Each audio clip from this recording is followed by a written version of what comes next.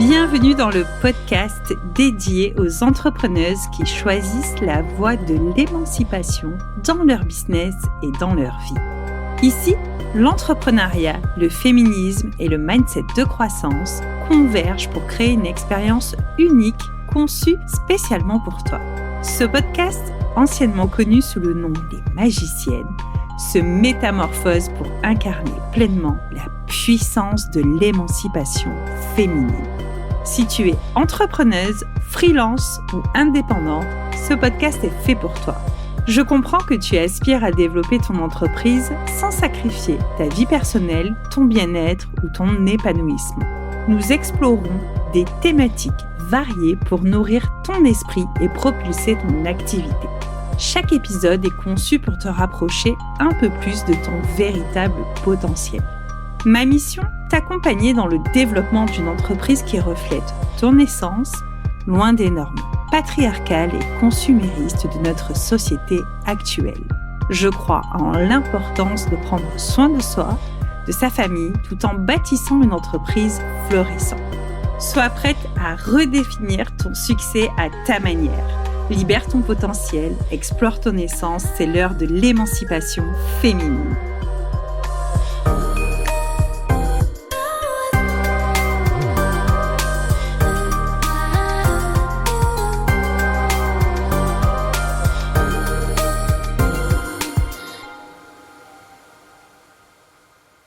Hello et bienvenue dans ce nouvel épisode d'émancipation féminine. Aujourd'hui, nous allons parler du syndrome d'imposture chez les entrepreneuses. J'ai construit cet épisode sous 4 axes. Nous allons tout d'abord voir qu'est-ce que la définition exacte du syndrome d'imposture et avec quoi ne pas le confondre. Deuxièmement, comment cela se manifeste spécifiquement chez les entrepreneuses. Troisièmement, un petit point systémique, pourquoi les femmes sont-elles plus touchées que les hommes par ce syndrome? Et enfin, en quatrième point, je vais t'apporter 5 pistes pour travailler et essayer de passer au-delà de ce syndrome d'imposture. Je t'invite à t'installer confortablement ou à continuer à marcher si tu es en train de faire une balade et c'est parti pour cet épisode. Qu'est-ce exactement que le syndrome d'imposture ? Le syndrome d'imposture, tout d'abord, il est à ne pas confondre avec ce sentiment d'illégitimité qui peut survenir à tout le monde. Dans l'entrepreneuriat, il y a différents stades dans l'entrepreneuriat où on peut se sentir, parfois à juste titre, illégitime. Quand tu viens tout juste d'être certifié et que tu te lances, malgré le fait que tu aies acquis des compétences, c'est la première fois que tu te lances dans ton activité, donc tu peux ressentir ce sentiment de « Ouh là là, je me sens pas très légitime d'accompagner cette personne ». Quand tu changes par exemple de cible, si avant, je te dis n'importe quoi, tu accompagnais les enfants et maintenant tu accompagnes les adultes. Donc tu peux avoir ce sentiment parce que tu vas modifier quelque chose temporairement, mais ce sentiment va être là temporairement aussi. Donc ça, c'est plutôt l'illégitimité que l'on ressent aussi dans le sentiment d'imposture, mais qui se caractérise surtout par quoi ? Le syndrome d'imposture, c'est un déficit important de la confiance en soi, mais vraiment très important et qui est accompagné de sentiments qui sont très forts, comme la culpabilité, comme la honte, comme l'anxiété, comme des doutes obsédants, comme la peur de l'échec, etc., etc. Associé à ça, donc ce manque de confiance avec des forts sentiments de honte, culpabilité, de doute obsédant, etc., va s'accompagner l'attribution externe de ces réussites. C'est-à-dire que même si tu es en train de réussir dans ton entrepreneuriat, tu vas toujours te dire « Ah là c'est le hasard ». J'ai réussi à accompagner cette personne, c'est le hasard. Ce n'est pas attribué aux fruits de ton travail, aux fruits de tes connaissances, aux fruits de tes capacités. Ça pourrait être aussi j'ai eu de la chance. Ça pourrait être aussi oui, mais un tel m'avait recommandé. Donc il y a ça qui est associé, c'est l'attribution externe des réussites. Et pour résumer ça d'une manière un peu simpliste, le syndrome d'imposture, ça pourrait être vraiment se définir comme « Ok, je suis en train de réussir, mais plus je réussis, plus je doute. Plus je doute, plus j'ai peur d'être démasquée. » Il y a vraiment ce sentiment-là de tromper, comme si on trompait l'interlocuteur, l'interlocutrice que l'on avait en face. Donc quand tu es entrepreneuse, tu peux avoir la sensation de tromper tes clients malgré le fait qu'ils réussissent, que tu les aides à réussir et que tu aies les compétences. Voilà pour le moment de définition. Alors, comment cela se manifeste encore plus spécifiquement chez les entrepreneuses? Dans la définition, je t'ai quand même donné des exemples, mais chez les entrepreneuses, ça va être la manière qui revient quand même le plus souvent. C'est par exemple, je me forme, mais je ne passe jamais à l'action. Donc, c'est-à-dire que, par exemple, tu t'es formée pour un métier, mais tu attends d'être parfaite pour passer à l'action. Donc, moins tu passes à l'action, moins tu peux te perfectionner dans ton métier, si c'est l'exemple du métier, de la formation du métier. Ou alors, ça peut être une autre forme que moi, personnellement, j'ai vraiment connue et j'ai mis longtemps, en fait, à mettre le doigt dessus parce que je me cachais derrière j'ai besoin de me former au marketing, j'ai besoin, donc le fameux FOMO, c'est la peur de rater l'objet brillant, donc ce fameux syndrome de l'objet brillant. C'est donc aussi se dire, je me forme tout le temps, mais je ne passe pas à l'action. Alors, c'était vrai et pas vraiment vrai chez moi parce que à chaque fois que je me suis formée, je suis passée à l'action et j'étais beaucoup dans l'action quand j'étais 100% entrepreneuse de 2019 à 2022, mais je me formais tout le temps. Donc, il est peut-être un peu biaisé cet exemple, mais ça pourrait être chez toi, je me forme, mais je ne passe pas à l'action. Donc, j'engloutis des connaissances pour venir me réassurer puisque j'ai ce déficit de confiance en moi, et pour autant, je ne passe pas à l'action. Donc, je suis en perpétuelle formation sur des tas de sujets pour avoir une sensation d'expertise, mais in fine, je ne tape jamais mon clou, en fait, je ne m'exerce jamais. Donc, parfois aussi, lorsqu'il y a ce passage à l'action, quand tu es atteint du syndrome d'imposture et que tu es entrepreneuse, il peut y avoir un passage à l'action avec de l'échec. Là, c'est un peu ce que je te parlais dans l'épisode précédent sur le discours interne. Là, tout de suite, en mode automatique, le discours interne, c'était « je le savais, de toute façon, je n'ai pas les compétences pour, donc c'est normal que j'échoue ». Ce qui veut dire que lorsqu'il y a un échec, tu te l'auto-attribues, tu vas pas le mettre à l'extérieur, alors que quand il y a une réussite, le sentiment d'imposture fait tout mettre à l'extérieur de soi, par le hasard, la chance, j'ai été recommandée, oui, mais ça a été facile pour moi, en fait, de t'accompagner. Donc ça, c'est tout ce discours-là que tu entretiens avec toi, mais aussi que tu donnes à l'extérieur, lorsque, par exemple, peut-être que tu accompagnes des personnes et que la personne est très satisfaite, elle te fait une recommandation très positive, et toi, tu vas pas t'attribuer en fait cette recommandation pour toi. Tu vas te dire oui, mais c'était hyper facile en fait pour moi de l'accompagner, donc je ne mérite pas de recevoir ce compliment. Tu vas pouvoir expliquer par la banalisation des phrases, donc ça peut être les compliments. Par exemple, tu peux dire à quelqu'un qui te trouve super, qui trouve que tu es une super accompagnante, je veux dire quand même, il faut pas exagérer. C'était facile pour moi. Mais je ne mérite pas autant d'attention, etc., etc. Donc ça, c'est la banalisation avec ce type de phrase. Et à côté de cela aussi, tu peux avoir généralement tendance à fuir ou à éviter les situations qui te génèrent ces forts sentiments. C'est-à-dire que tout ce qui va faire que tu vas te mettre, vu que tu n'as pas confiance en toi, tu ne vas pas te mettre au centre de l'attention. Donc, comment ça ressort dans le business? Par exemple, tu vas t'empêcher d'aller à un déjeuner ou un café avec d'autres entrepreneurs parce que tu risques d'être à un moment donné au centre de l'attention parce qu'on va te demander de te présenter ce que toi tu fais, ou alors ça pourrait être même jusqu'à refuser des missions. Une collègue qui te recommande, toi tu vas te dire oulala non, elle va se rendre compte que je ne suis pas à la hauteur, donc je vais lui dire que je suis par exemple surbookée et je ne vais pas accepter que des choses viennent de mon réseau par peur d'être démasquée dans mon incompétence. Donc ça s'exprime d'autant de manières. Parfois, c'est tout ça cumulé, parfois ça l'est pas.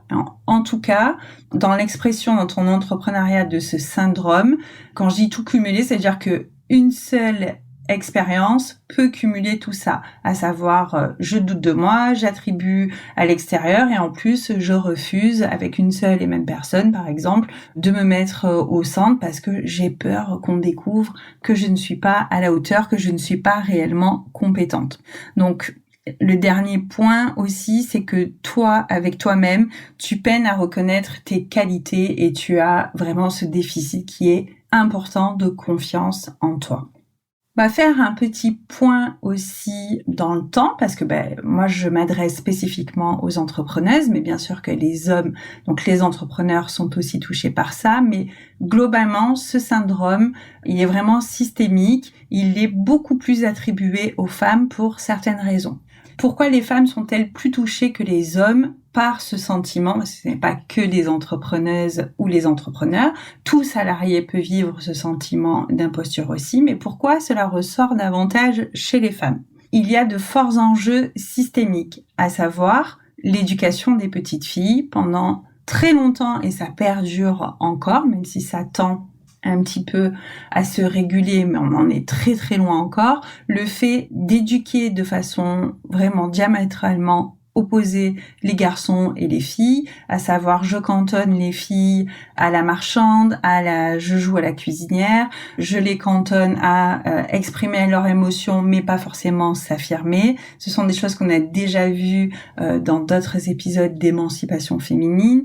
L'éducation des petites filles a des conséquences sur la femme, les adolescentes et puis les femmes qu'elles deviendront adultes. Donc ça fait partie des enjeux sociétaux, familiaux, éducationnels où on peut pas ne pas attribuer ces enjeux-là dans ce syndrome d'imposture. Ça revient beaucoup à cause de ça. Ça revient aussi beaucoup par donc tout ce que je t'ai dit sur l'éducation, ça reste des stéréotypes de genre, mais ça pourrait être aussi quand on te cantonne à des rôles comme ça enfant, peut-être que plus tard tu vas te dire ah oui, je vais reprendre l'exemple de l'entrepreneuriat dans un stéréotype de genre. Donc je suis une femme, donc je dois être dans le bien-être. J'ai envie d'être dans le bien-être parce que je suis une femme et que j'aime prendre soin des gens, mais par contre je ne peux pas gagner de l'argent, versus où un homme va dire je ne suis pas attribué, qui est un stéréotype aussi, mais à l'inverse, je ne peux pas aller dans l'univers du bien-être parce que c'est un boulot de gonzesse,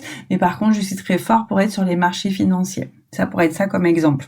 C'est aussi le manque de rôle modèle. On manque cruellement de rôle modèle fort féminin dans notre culture, que ce soit à travers les livres, les BD, il y en a de plus en plus, mais pour toute cette génération qui est la mienne, toute la génération Y, en fait, on n'a pas été assez nourris de femmes qui ont réussi et qui ont pu nous montrer la voie. Je pense que la génération Z est plus là-dessus et que au plus on va éduquer différemment, au plus on aura des rôles modèles importants et imposants féminins, au plus les femmes s'autoriseront à être ce qu'elles sont, à prendre confiance en elles et forcément à sortir de ce syndrome de l'imposteur. Ça, c'était aussi donc pour tout ce qui était pourquoi les femmes sont-elles plus touchées que les hommes. Il y a aussi le point de la misogynie. Et la misogynie, elle est parfois, encore trop souvent, dans les deux sens. C'est-à-dire que il y a de la misogynie féminine qui existe aussi, de se dire je ne suis pas capable d'avoir des relations avec d'autres femmes parce que nous devons rester dans ce rôle qu'on nous a attribué du fait du patriarcat, de se crêper le chignon, de ne pas s'apprécier entre nous. Tout ça, ça renforce les sentiments d'imposture et c'est pour ça que c'est plus fort chez les femmes que chez les hommes. Les hommes, ils ont été baignés à coups de héros qui s'entraident entre eux, que ce soit les Trois Mousquetaires, que ce soit les Avengers, et les femmes ont été bercées à coups d'idées reçues où on devait toujours être la plus belle pour avoir l'époux. Donc c'est assez archaïque, mais c'est toujours présent malheureusement dans notre société. Nous allons passer maintenant aux pistes. Donc tu te dis c'est très bien. Maintenant, je fais le constat que effectivement, je suis touchée par le syndrome de l'imposture, mais comment faire, Delphine, pour sortir de cela? Alors, vraiment, ma recommandation, on peut toujours faire les choses par soi-même, en solo, mais tu le sais, je suis accompagnatrice, donc moi, mon rôle, c'est de t'amener aussi à ce que ce soit le plus confortable pour toi. Et lorsqu'on vient travailler ce type de sujet, c'est des sujets où il faut aller en profondeur. Donc, peut-être que tu as déjà fait de la thérapie, peut-être que tu as déjà amorcé un travail là-dedans, ou que ce soit en développement personnel ou thérapeutique, et peut-être que tu as encore besoin, parce qu'il revient, ce syndrome de l'imposteur, on ne l'éradique pas comme ça du jour au lendemain, donc tu peux bien sûr le faire en travail solo, mais moi je te conseille vivement de te faire accompagner, puisque c'est la meilleure manière pour moi de prendre soin de soi, c'est de se dire ok, je vais travailler ça avec une personne qui a les compétences pour m'accompagner, parce que je vais revivre forcément toutes ces émotions que je vis à l'intérieur de moi et que j'essaye de mettre sous le tapis, elles vont ressortir et il va falloir les gérer. Et parfois, tout seul, c'est une trop grosse gestion. En tout cas, ça peut l'être selon ce qui se cache derrière ce syndrome d'imposture. Dans les émotions profondes, ça peut être, je vais pas dire dangereux, mais si quand même. Le but, c'est pas de décompenser et de se mettre mal et de tomber en dépression derrière. Donc, prends soin de toi par rapport à ça. Et bien sûr que tu peux faire ces pistes d'une manière solo, mais je t'encourage plutôt à le faire pour être accompagné. Donc, moi, pour accompagner les personnes, les axes en fait pour travailler cela, c'est tout d'abord d'oser en parler. C'est pas facile, on n'arrive pas comme ça dans un cabinet ou en accompagnement avec une personne en disant je sais ce que j'ai, c'est rare. C'est très rare que les personnes arrivent et disent mon problème c'est le syndrome d'imposture, ça me bouffe dans mon entrepreneuriat, voilà ce qui se passe. Non, souvent ça va être je n'arrive pas à vendre, je ne sais pas pourquoi, je ne sais pas me mettre en avant, je n'ai pas assez de visibilité. On va se cacher derrière des stratégies d'entreprise, de marketing pour expliquer parce qu'on n'ose pas. Donc déjà, c'est d'oser dire à la personne qui nous accompagne, en vrai, j'ai vraiment pas confiance en moi, ça me bouffe, voilà ce qui se passe pour moi. Déjà, ça c'est un pas, mais qui est énorme de verbaliser. Je sais que ce n'est pas facile à faire parce que ça remue, parce qu'on a peur du regard de l'autre, mais quand tu es en accompagnement comme ça, individuel, la personne qui est en face, elle est là pour accueillir tout ce qui se passe pour toi, justement pour accueillir et contenir toutes ces émotions-là. Donc, oser en parler du manque de confiance qu'on a en soi, oser parler de la honte que ça génère, de l'anxiété que l'on vit réellement, c'est le plus gros pas. C'est la plus grosse épine du pied parce que après la personne qui t'accompagne, vous allez dérouler par des échanges, par des questionnements, ce fil-là. Le deuxième point dans ce chemin, une fois que la personne, elle ose en parler, une fois que tu as osé réussir à faire ça, moi j'aime bien qu'on travaille sur la complète acceptation de soi, l'inconditionnelle acceptation de soi, c'est-à-dire qui je suis vraiment, autant dans mes défauts que dans mes qualités, dans ce que j'attribue d'échec, dans ce que j'attribue de réussite, dans mon entièreté, dans mon être tout entier, comment je peux m'accepter. Et c'est un travail en profondeur avec la méthode des petits pas, beaucoup d'actions avec soi-même, beaucoup d'humanité et d'amour envers soi-même, de se dire je m'accepte, peu importe les résultats que je génère. Ce travail sur l'acceptation inconditionnelle de soi, on vient travailler sur ce pilier, qui est un pilier comme un triangle, c'est-à-dire la base c'est l'estime de soi. D'accord ? Pour avoir confiance en soi, donc il faut que j'ai de l'estime de moi. Et lorsque l'étape d'après, j'ai de l'estime de moi, donc j'ai confiance en moi, donc je suis capable de venir m'affirmer. Ça, c'est un triptyque, ce sont des fondations à retravailler parce que parfois, souvent, mais ça vient aussi de notre éducation. Ce qui va me faire le point, ce qui va nous faire glisser avec qu'est-ce qui se cache en réalité derrière toutes ces émotions. Par exemple, un questionnement qui pourrait être, donc, troisième questionnement, en réalité, j'ai peur d'échouer. ou est-ce que j'ai peur de réussir? Et qu'est-ce qui se cache derrière ces sentiments-là dans j'ai peur d'échouer, j'ai peur d'échouer? Bien souvent, comme je te l'ai déjà expliqué dans l'épisode sur la visibilité, derrière ce qui se cache, derrière la peur de réussite, c'est je vais me rendre visible, ou alors ça peut être des conflits de loyauté familiale, des conflits de loyauté sociale aussi, c'est-à-dire peut-être que je n'ai pas envie de dépasser papa ou maman dans ce qu'ils étaient, eux, dans leur métier. Peut-être que je n'ai pas envie de dépasser certaines consoeurs. C'est très inconscient, bien sûr, que tu te dis pas ça dans ta tête, mais que au fond, c'est tout ça qui se joue en face et c'est difficile d'aller tirer cette pelote de laine toute seule parce qu'en général, c'est bien emmitouflé là-dedans et c'est de se dire, tiens, qu'est-ce qui se passe en réalité pour moi? Donc derrière ça, il y a une peur d'être rejeté par son groupe d'appartenance, que ce soit la famille ou que ce soit d'autres entrepreneuses, par exemple du secteur du bien-être. Et enfin, le dernier point, la dernière piste que j'ai envie de t'amener, c'est où en sont mes croyances actuellement. Donc il y a cette base de tiens, sur quoi je me suis construite enfant, c'était quoi le regard, c'était quoi la réussite de mes parents, mais où j'en suis actuellement, c'est quoi mes croyances dans mon entrepreneuriat, c'est quoi mes croyances de femme, c'est quoi mes croyances familiales, tout ça, et ça reviendra souvent parce que tout est imbriqué, il n'y a jamais de hasard. Voilà, c'est un axe vraiment, est-ce que j'entretiens des croyances qui me limitent ou est-ce que j'entretiens des croyances qui m'aident? Et si j'entretiens finalement des croyances qui sont limitantes pour moi, comment je peux basculer? Et là, c'est tout la magnificence du travail en duo que l'on peut faire, c'est comment je peux basculer et passer de quelque chose qui me limite à quelque chose qui vient me soutenir dans mon entrepreneuriat. Cet épisode est terminé pour aujourd'hui.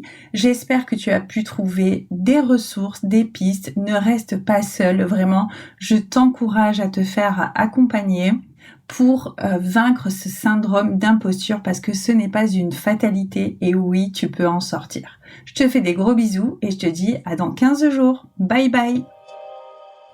Si tu es arrivé jusqu'ici, c'est certainement que cet épisode t'a bien plu et je t'en remercie.